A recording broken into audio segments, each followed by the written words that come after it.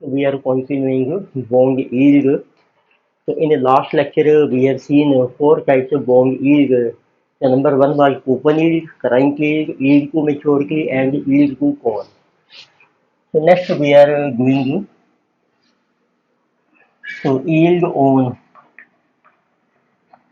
perpetual bond.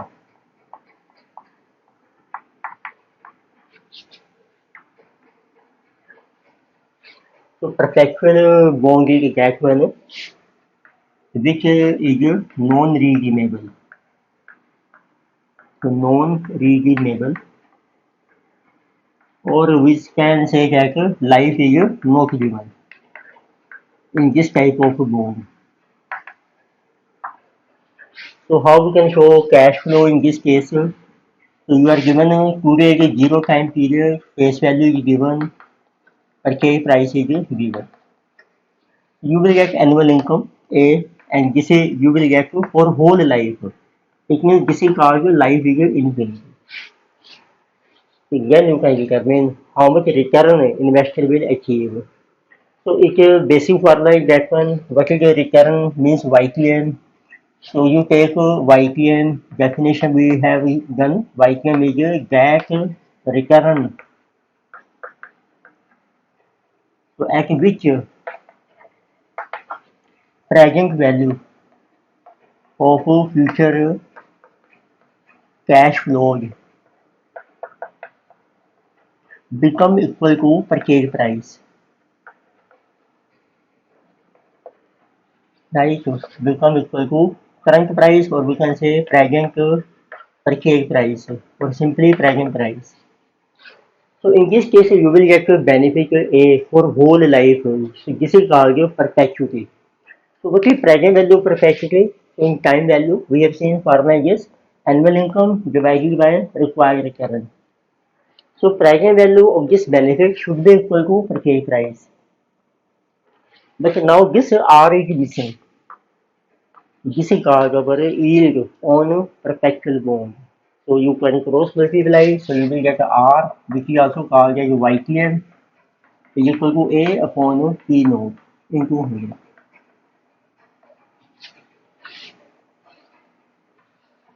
तो means एक perpetual bond में बड़ा सिंपल होता है यील्ड कैलकुलेट करना कि एनुअल इनकम को डिवाइड कर दो बस आप पी जीरो से। उस केस में यही आपकी वो है current yield, it is also called current yield.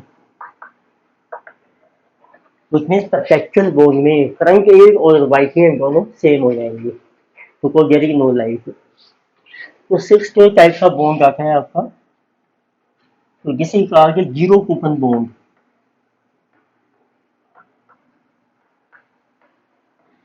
In short it is denoted by ZCB, और it is also called deep discount bond.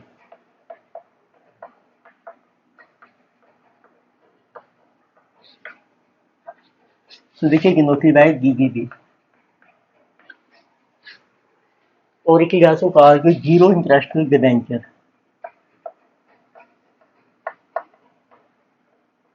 Zero interest debenture which ये denoted है कि ZIG। तो तीनों के फीचर्स सेम ही हैं, तो देखें what happen in this case.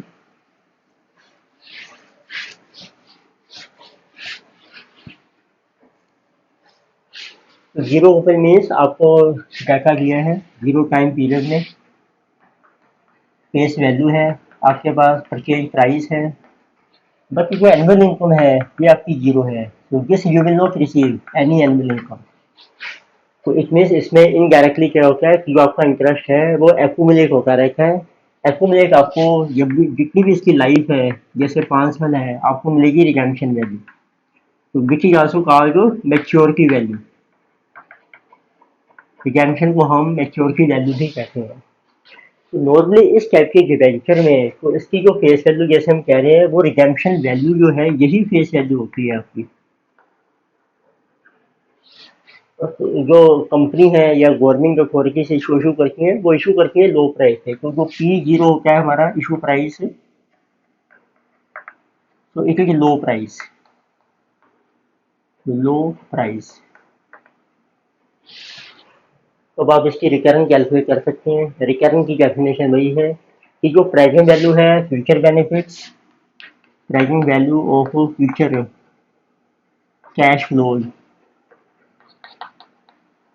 Eight YPM which should be equal to current price which is PG।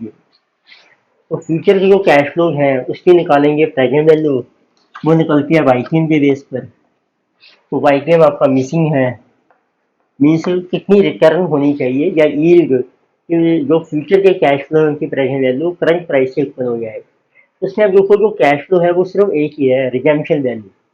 तो फिर फार्मूला बन जाता है रिडेम्पशन वैल्यू, इसको डिवाइड कीजिए, पीवी फैक्टर होता है 1 + YPM for n period is equal to PV. तो इसको सोल्व करके आपका YPM आ जाएगा। जैसे कि एग्जांपल लेते हैं,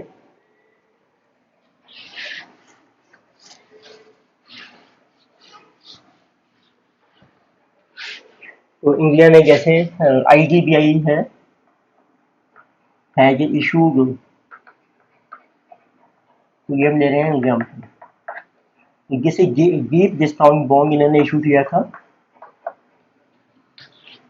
तो at ₹5,000 and redeemable, so at ₹1 lakh after 5 years, after 25 years। तो आपको डिटरमिन करनी है इसकी YPM, right. So let us see how to determine YPM in case of this deep discount bond. So issue price is given 5,000. So we can say that in a 0 time period P is given. So life is given to be 25 years. Redemption value is 1 lakh. So apply this formula, redemption 1 lakh. So its present value at YPM for how many years? 25 years is equal to 5,000. Cross multiply.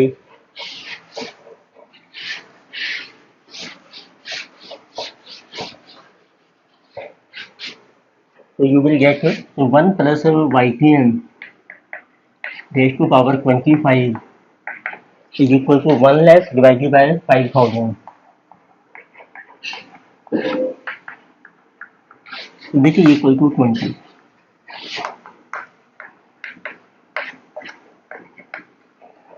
तो अब आपने assume करना है, अब देखो YPM missing है आपकी, तो उसको कहते हैं by hit and trial method, by hit and trial. Hit and trial होता है कि हम एज्यूम करके हैं, तो जैसे आप को कोई आइडिया नहीं है कि YPM कितनी हो सकती है, तो सबसे पहले 10% हमारा स्टैंडर्ड रेट चलता है, वहां से आप स्टार्ट कर सकते हैं। तो let YPM is equal to 10%। तो उसके बेस पर अब आपकी लेफ्ट हैंड साइड की वैल्यू आ जाएगी। So left hand side is equal to, right,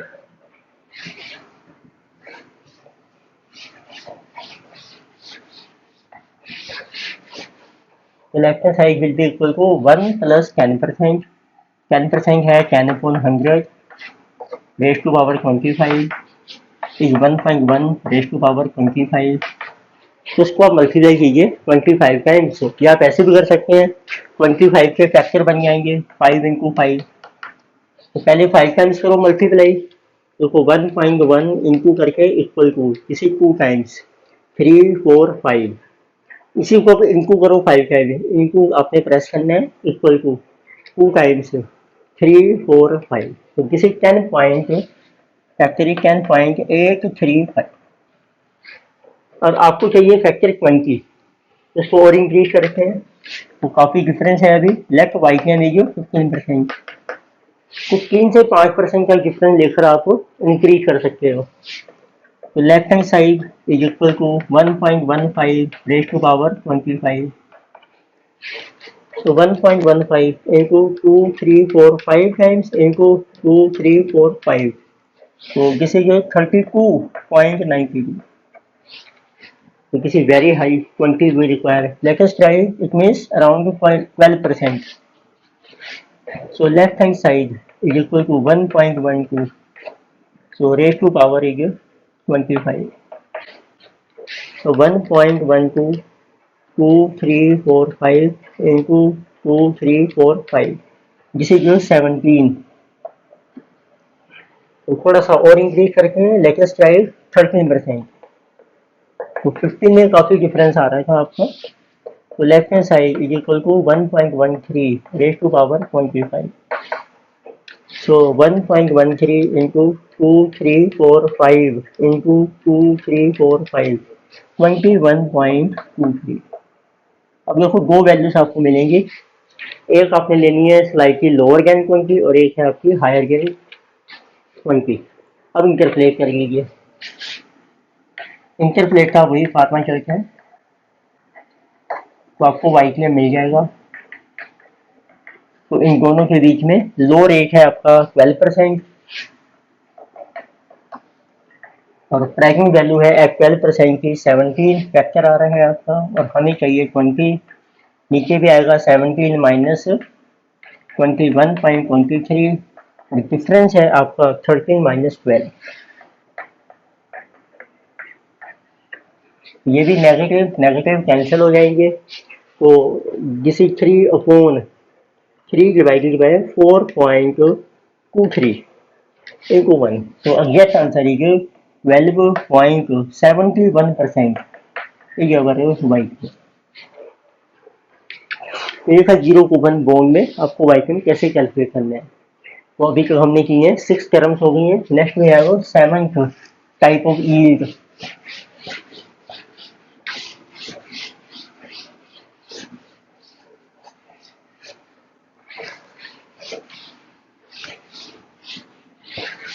तो बीचे पोस्ट करके नोट डाउन कर सकते हैं. 7th type of yield is realized वाइटियम.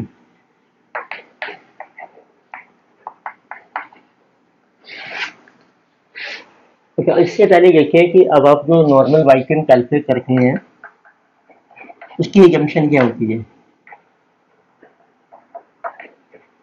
For example जैसे ये आपको दिया डाटा है. आपका 4 ईयर का बॉन्ड है. आपको एनुअल इनकम मिल रही है राइट स्पोर्ट जिसे 12%. और आपकी जो वाइटियम है जिसे कमिंग को भी अबर 4 to 14%. तो नॉर्मल एजम्पशन ये होती है कि फ्यूचर में जो भी आपको इंटरेस्ट मिलेगा वो आप री इन्वेस्ट कर सकते हैं टिल मैच्योरिटी तक. किस रेट पर? वाइटियम के ऊपर. किसी का भी नॉर्मल एजम्पशन हो वाइटियम. तो it means so all future cash flowed so can be reinvested. उनको आप री इन्वेस्ट कर सकते हैं at the same rate of return which is equal to YPM itself. और आपने री इन्वेस्ट करना है इसको टिल मैच्योरिटी. जितनी मैच्योरिटी है बॉन्ड की. बट कई बार क्या होता है कि फ्यूचर में जो कैश जो आपकी रिटर्न है ये चेंज हो जाती है. तो इसमें उस केस में हम कैश फ्लो को री इन्वेस्ट नहीं कर पाते हैं सेम रिटर्न के ऊपर. तो उस केस में फिर जो वाइटियम मिलता है इसका नाम है realize YTM. So it means so it is applicable when future cash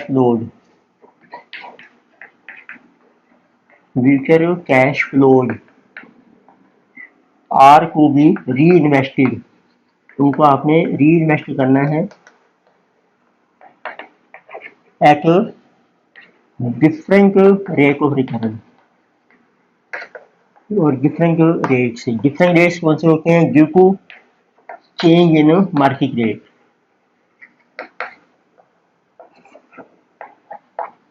ये आपका चेंज हो सकता है मार्केट में. तो उसका एग्जांपल लेते हैं कैसे अब सोल्व करेंगे. तो फर्स्ट लेते हैं एग्जांपल. सपोज आपको मेंशन किया है इन्वेस्टर है जो purchase 12% bond of ₹1000. So at purchase price is suppose 950. तो 1000 का बॉन्ड ये फेस वैल्यू है, आप परचेज करें 950 पे, ये है 12% आपका कूपन इंटरेस्ट जो मिलेगा।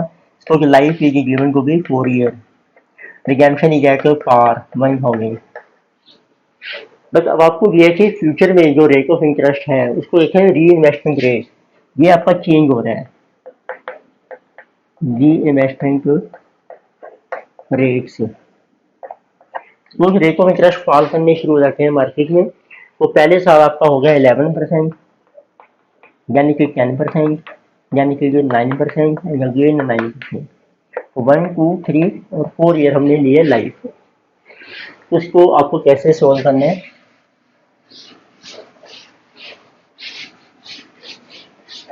तो फर्स्ट ये स्टेप आता है कि जो हर साल आपको इंटरेस्ट मिलेगा 12% 1000 के ऊपर, उसको आप ना री इन्वेस्ट कीजिए। जो भी री इन्वेस्टमेंट रेट है इसको नाम दे देते हैं। री इन्वेस्टमेंट रेट को आप शो कर सकते हैं लेके से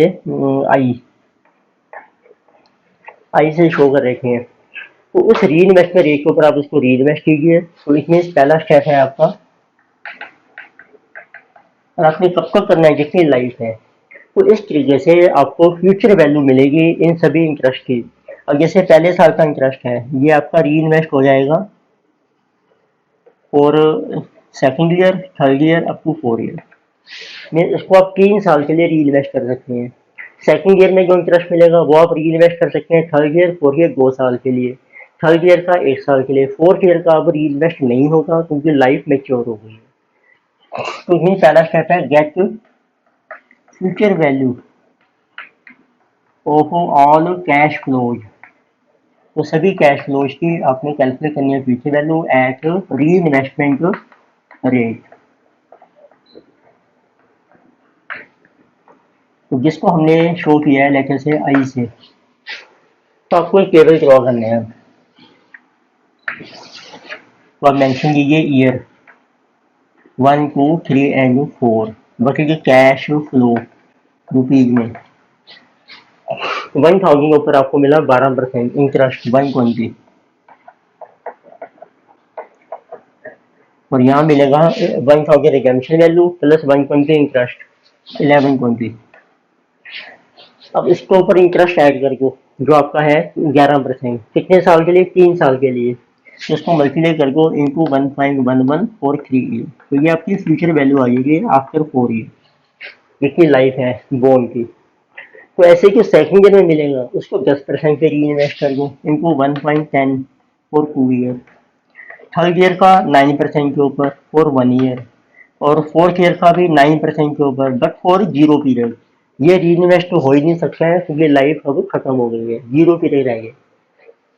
इस तरीके से आपकी फ्यूचर वैल्यूज आ जाएंगी। इसको करो cube 1.11, it's cube into 120, this value is 164.1, 1.1 का स्क्वायर 1.21 इंटू 120, 145.20, यानी 120 into 1.09, so 130.80. So this power 0 means 1 into this 1120. So you will get it total our future value after 4 years. So plus our 145.2 plus our 164.12 plus 1120. So total value you will get 1560.12. तो अब आपके पास देखो purchase price भी है, अब आप वाईकेएम निकाल सकते हैं। वाईकेएम की डेफिनेशन क्या है, अब आपके पास है परचेज प्राइस 0 पीरियड में 950, और फोर्थ ईयर में आपको मिलेगी फ्यूचर वैल्यू आफ्टर 4 1560.1। तो इसको कहते हैं टर्मिनल वैल्यू, इसका दूसरा नाम है टर्मिनल वैल्यू। टर्मिनल होता है एट एंड, आपको कितनी वैल्यू मिल रही है। अब इसकी प्रेजेंट वैल्यू निकालो, so that so is it equal to P0, it means present value of terminal value at Y T M आपको मिसिंग है, so that it is equal to P0। अब ये भी आपका जीरो इंटरेस्ट डिवेंचर की करें same formula बन जाएगा। देखिए कैसे करना है आपको। तो ये अमाउंट मिलेगा फोर्थ ईयर में, इसकी प्रेजेंट वैल्यू होगी 1560.12 divided by 1 plus Y T M आपका मिसिंग है for 4 year, it should be equal to purchase price. Gross multiply, you will get 1 plus YTM raised to power 4 is equal to this divided by 950। तो जिसे जो 1560.12 divided by 950 जिसे जो coming को भी आपके डिवीजन 1.6422। तो इसको रिटर्न प्राइस से आप सोल्व कर सकते हैं। YTM ले लीजिए 10% फॉर 4 ईयर। अच्छा, इसमें पावर 4 है, कोई एक और मेथड भी आपका चल सकता है, सिंप्लीफाइड मेथड मैथमेटिकली।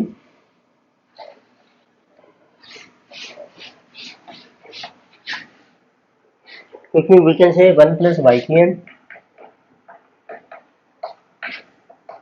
तो पावर 4 है, it will go here 1.64 double to raise to power 1/4, इसी 1.64 double to raise to power 1/2 into 1/2। तो 1/2 means square root and again square root, तो 2 बार स्क्वायर रूट कर दो आप इसका। तो देखो 1.64 जिसे plus under root and again, तो this value coming 1.132, this is 1 plus Y T M. तो इस तरीके से आपकी वाई टी एम आ जाएगी। 1 विल गो हेयर 0.132 इनटू कर लीजिए 100, सो 13.20%। ये आपकी एवरेज रिटर्न है जो आपको मिल रही है, जिसको कहते हैं रिलाइज वाई टी एम। ये कब लगता है, जब कैश फ्लो आपके री इन्वेस्ट हो रहे हैं डिफरेंट रेट के ऊपर। तो नेक्स्ट हम डिस्कस करते हैं रोल ऑफ टैक्सेशन का क्या इफेक्ट होता है। Role of taxes on Y T M. तो क्या इधर होता है कि जो इन्वेस्टर को इनकम मिलती है इंटरेस्ट से या कैपिटल गेन होता है उस पर टैक्स लग जाता है। तो उसमें देखो क्या इफेक्ट पड़ेगा। तो टाइम सेल आपका बनता है 0 पीरियड में, फेस वैल्यू है, परचेज प्राइस है, एनुअल इनकम है आपकी, आपको जितनी लाइफ है, रिडेम्पशन वैल्यू है। तो ये जो टैक्स लगता है ये इन्वेस्टर की पर्सनल इनकम के ऊपर लग रहा है, तो उसको कहते हैं पर्सनल टैक्स रेट।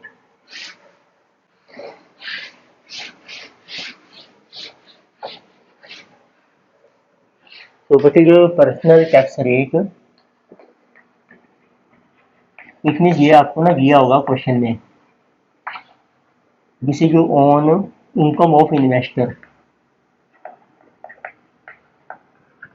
देखो ना कंपनी के ऊपर लगता है टैक्स है, कॉर्पोरेट टैक्स रेट, ये इन्वेस्टर का है, इसको शो करते हैं टीपी। डिपेंड करता है किस स्लैब में इन्वेस्टर की इनकम फॉल करती है, तो जैसे 10% भी हो सकते हैं, 20%, 30%, जो भी आपका स्लैब है उसके हिसाब से आपको क्वेश्चन में दिया होगा जिसमें पर्सनल टैक्स रेट। उसके टैक्स क्या होंगे, एक तो एनुअल इनकम आपकी चेंज हो जाएगी, व्हाट विल बी ए। तो ए आएगी जितना इंटरेस्ट आपको मिलेगा, इसको बना लो आप आफ्टर टैक्स 1 माइनस पीपी, जो इसके ऊपर ये इनकम पर आपको टैक्स देना पड़ेगा। सेकंड, फिर आप कैलकुलेट करो कैपिटल गेन पे भी टैक्स लगता है, तो पहले कैपिटल गेन कैलकुलेट करेंगे कितना है। कैपिटल गेन होता है redemption value minus purchase price, R minus T. तो आप इसको ऐसे भी ले सकते हैं, और it is also called redemption होती है after any period, purchase price होता है 0 में। एक ही पर्पज है दोनों का। अब इसके ऊपर भी टैक्स लगेगा, तो वो कैसे कैलकुलेट होगा आपका, टैक्स ऑन कैपिटल गेन। तो ये बन जाएगा कैपिटल गेन का टैक्स रेट दिया होगा, अगर भाई पर्सनल रेट है आपका, personal rate into redemption minus purchase. ये जो कैपिटल गेन के ऊपर टैक्स लग रहा है ये हमें पे करना पड़ता है रिडेम्पशन के टाइम। तो उसमें सब आपको रिडेम्पशन वैल्यू कितनी मिलेगी, रिडेम्पशन, इसको आप लिख लीजिए net redemption, net R redemption value. ये हो जाएगी जितनी रिडेम्पशन वैल्यू मिली है आर 1000 है, जैसे माइनस इतना टैक्स चला गया आपका कैपिटल गेन के ऊपर, capital tax into R minus P. अब रिकरन जब आप लोगे, जैसे वाईकेम निकालोगे, तो इफेक्ट कैसे हम शो करेंगे वाईकेम के ऊपर। सो इफेक्ट ऑन वाईकेम, वो जो वाईकेम आएगी आपकी, ये आएगी आफ्टर टैक्स। आपको टेबल शो करना है ईयर 1 टू एन। आपकी ए आ जाएगी इंटरेस्ट आफ्टर टैक्स, और लास्ट में आएगी आपकी net redemption. Net redemption mean this one after capital gain पे। बस अब आप नॉर्मल कर दो, कैश इनफ्लो आ गए आपके रुपये की। अब आपको लेनी है tracking value at low rate, tracking value at high rate, and then you can interpolate. तो इस तरीके से टैक्स हमारा एडजस्ट हो जाएगा वाईकेएम में। तो एक करके एक लास्ट कॉन्सेप्ट आता है हमारा ईल्ड ऑन बॉन्ड में। ये जो ईल्ड हमने कैलकुलेट किए हैं बॉन्ड के, उसके कंपोनेंट्स क्या क्या हैं।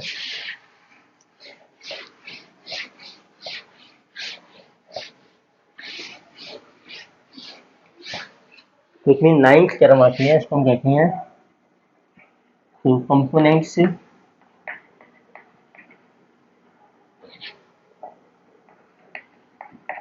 Of yield.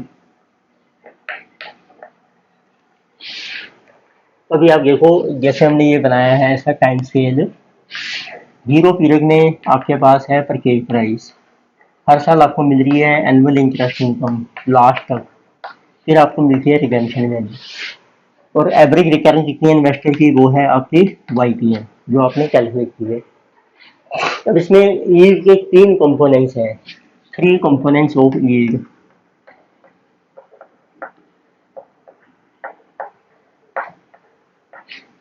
Three components of yield, या जिसको रिटर्न भी कहते हैं।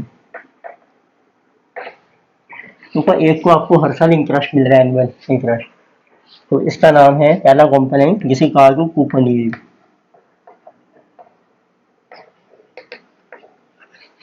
कितना इंटरेस्ट मिलेगा, ए इंटू जितनी उसकी लाइफ है इंटू कर को एन, वो आपका कूपन इंटरेस्ट आ गया। फिर हमारी जम्शन की वाईकेएम का मतलब था कि जो भी आपको इंटरेस्ट मिल रहा है वो री इन्वेस्ट हो रहा है वाईकेएम के ऊपर ही, फिर इस साल का उस इंटरेस्ट के ऊपर भी इंटरेस्ट मिलेगा। अब जैसे पहले साल का है, देखिए आपकी 4 साल की लाइफ है सपोज कर लो, तो आपको पहले साल में मिलेगा कितने साल का इंटरेस्ट, तो ऊपर इंटरेस्ट 3 साल का। इसका मतलब वो है आपका सेकंड कंपोनेंट, इसको हम लिखेंगे इंटरेस्ट ऑन इंटरेस्ट। अब ये कैलकुलेट कैसे होगा, जैसे पहले साल की इनकम लिया आपने ई, उसके ऊपर हमने इंटरेस्ट ऐड किया 1 2 3 साल का, वो ऐड कर दो पहले आप 1 प्लस वाईपीएम फॉर 3 ईयर। फिर लो दूसरे साल का इंटरेस्ट, उस पर ऐड कर दो 2 साल का 1 प्लस वाईपीएम फॉर 2 ईयर। और तीसरे साल का उसके ऊपर ऐड कर दो 1 साल का 1 प्लस वाईपीएम फॉर 1 ईयर। चौथे साल में ऐड नहीं होगा, बस चौथे साल का ऐड कर लो टोटल। अब ये ना हमारा टोटल वो बन गया इंटरेस्ट जो मिलेगा 4 साल के बाद, इसमें कूपन इंटरेस्ट भी इंक्लूड है। तो इस सबके टोटल में से आपने ये करना है, इसका किया आपने टोटल, इसमें से माइनस कर दो कूपन इंटरेस्ट। कूपन इंटरेस्ट है ये ए इंटू एन, तो बाकी को बचा, तो इस इंटरेस्ट पे जितना इंटरेस्ट बना वो आ जाएगा इंटरेस्ट ऑन इंटरेस्ट। अच्छा तीसरा है, अब देखिए आपने परचेज किया बॉन्ड स्पोर्टलो 95 का, रिडीम होगा 100 का, तो इसमें भी हमें 5 रुपीज़ का बेनिफिट हो रहा है, इसका नाम है कैपिटल गेन। तो तीसरा जो हमारा है वो है कंपोनेंट, तो this is our capital gain. तो कई बार वो पूछ लेते हैं क्वेश्चन में कि रिटर्न के कंपोनेंट्स आपने बताने हैं, तो जैसे रिडेम्पशन माइनस परचेज, इन सब का टोटल कर दो आप, तो ये टोटल रिटर्न बन जाएगी जो इन्वेस्टर को मिल रही है, टोटल ई। ठीक है, तो ये हमने डिस्कस किए डिफरेंट जो हमारी ईल्ड बॉन्ड ईल्ड के क्या क्या कंपोनेंट्स हैं। तो हमने देखा 4 तरह की हमारी ईल्ड आ गई है, देखो रिकॉल करके हैं, सॉरी एक टाइप, पहले हमने की कूपन यील्ड, सो सेकंड आपने की करंट यील्ड, फिर हमने डिस्कस की YTM, फिर हमने डिस्कस की YTC, यील्ड टू कॉल, फिर आपने डिस्कस की yield on perpetual bond, yield on perpetual, six हमने डिस्कस की yield on A zero coupon bond और डीप डिस्काउंट डिवेंचर, फिर हमने डिस्कस की रियलाइज यील्ड, किसी का रियलाइज YTM, और फाइनली फिर हमने देखा एक टैक्स का क्या इफेक्ट पड़ेगा, टैक्स इफेक्ट, फिर हमने लास्ट में डिस्कस किए हैं कंपोनेंट्स। ठीक है, तो ये सारे कॉन्सेप्ट आपको क्लियर होने चाहिए बॉन्ड की रिटर्न के लिए। तो अभी हम नेक्स्ट लेक्चर में अब एक क्वेश्चन डिस्कस करके जो है वो आपको नोट डाउन कीजिए, PDF है आप डाउनलोड कर सकते हैं।